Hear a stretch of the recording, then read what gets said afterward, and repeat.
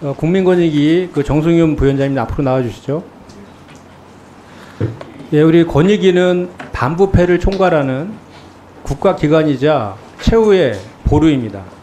그런데 김건희 여사에 대해서 대통령의 배우자는 공직자가 아니라는 이유로 신고자도 대통령실도 그리고 뇌물을 준 사람도 제대로 된 조사도 없이 무혐의 종결 처리했습니다.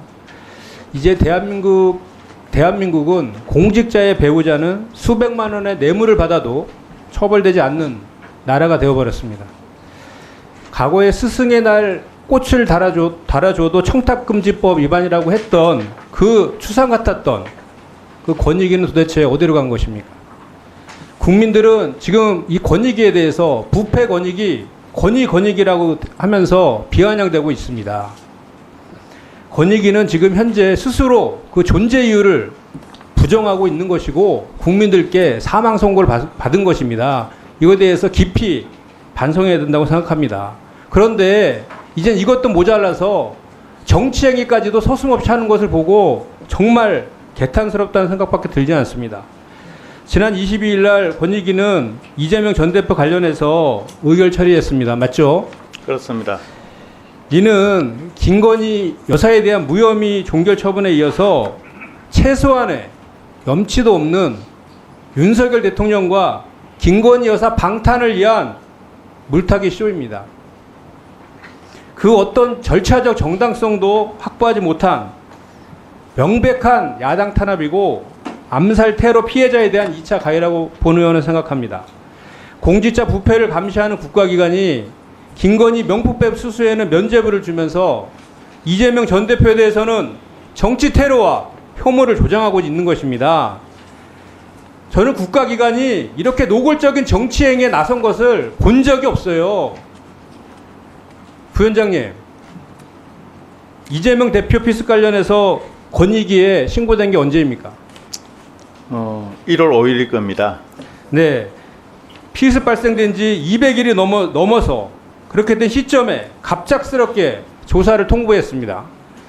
이것도 의한데다가 우리 천준호 전 비서실장의 참고인 서면 답변이 제출된 당일인 22일 날 안건을 상정해서 의결했어요. 맞죠? 그렇습니다. 이게 상식적으로 말이 됩니까? 아니, 그럼 참고인 조사는 왜 한 겁니까? 이미 결론 내려놓고 짜맞추기, 망신주기, 보복조사 한 거 아닙니까? 아니, 어떤 시급한 상황이었기에 이렇게 빨리 조치를 했는지 한번 답변해 보세요. 전준호 의원님께 그 보낸 것은 전준호 의원님의 방어권 보호 차원에서 의안을 올리면서 전준호 의원님이 혹시 방어권 보호 차원이면 받은 다음에 그거 다 의원들이 다 읽게 한 다음에 의결을 해야 되는 게 상식이죠. 아니, 23년 12월 달에 그 김건희 여사하고 유일인 방심위원장 사건은 뭐 총선에 영향 줄 수 있다고 60일 만에 종결을 하는 건을 6개월, 7개월 질질 끌다가 늦장 발표하더니 오히려 지금이요. 김건희 특검법이 발의되고 현안 질의가 진행되고 있고 청문회가 지금 한참 진행 중인데 지금이 더 그렇게 하면은 더 의심받는 그런 예민한 시기 아닙니까? 왜 스스로 자꾸 권익위에 위상을 추락시키고 있는지 보면 정말 답답합니다. 저는 오늘 이러한 행태들에 대해서 오늘 업무보고 앞두고요. 이 명품백 수수와 황제 수사를 물타기 하려고 한 것이다. 그리고 야당의 명품백 수수 의혹 제기에 대해서 여당에게 맞대응하라고 재료를 준 것이라고 생각합니다.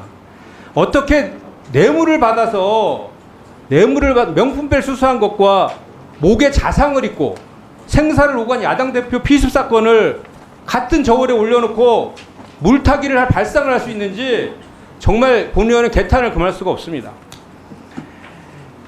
부위원장님, 어제 치료받은 행위 자체는 특혜를 보지 않는다. 그러면서 환자를 살리기 위해서 최선을 다했던 병원과 소방본부 관계자들은 이권 개입과 알선 청탁으로 유죄라고 이렇게 했습니다. 맞죠? 그렇습니다. 예, 저는 이런 황당무계한 개변에 애꿎은 분들만 지금 피해를 보고 있다고 생각합니다. 결국 권익위는 김건희 무죄, 이재명 유죄 이런 규정을 해버린 거예요. 국민들한테. 역사의 심판이 두렵지도 않습니까? 본 의원은 이런 김건희 여사의 호위무사를 자임하고 야당 탄압의 선두에서 이런 국민권익위원회에 대해서 반드시 청문회를 통해서 진상을 규명해야 된다고 생각합니다. 사랑할게요.